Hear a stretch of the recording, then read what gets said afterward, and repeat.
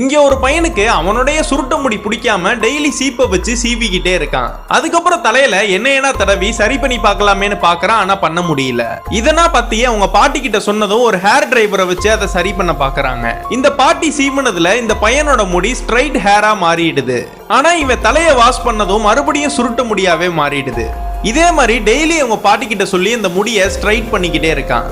Daily இதே மாதிரி செய்ய பிடிக்காம நிரந்தரமா என்ன பண்ணணும்னு பிரவுசர்ல போய் தேடி பாக்குறான். அதுல ஒரு லேடி இது மாதிரியான ஒரு ஹேரை எப்படி ஸ்ட்ரைட் ஆக்கணும்னு சொல்லி தராங்க.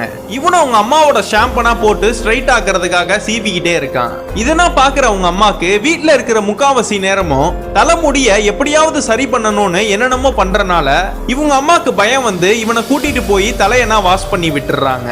அதுக்கப்புறம் இந்த பையனோட நடவடிக்கையனா பார்த்ததோ இவங்களுக்கே சந்தேகம் வர ஆரம்பிச்சிருது. அதனால இவனை இதுக்கு மேல இப்படியே விடக்கூடாதுன்னு ஒரு ரேசர் எடுத்து கையில கொடுத்து உன் தலைமுடியனா எடுத்தாதான் வீட்டுக்குள்ளே நான் அலோவ் பண்ணுவேன்னு சொல்லிடுறாங்க. இந்த பையனுக்கும் வேற வழி இல்லாம அந்த ரேசர் எடுத்து இவனோட தலைமுடி எல்லாத்தையுமே வலிச்சு எடுத்துட்டு அவங்க அம்மா சொன்ன மாதிரியே நடந்துக்கிறான்.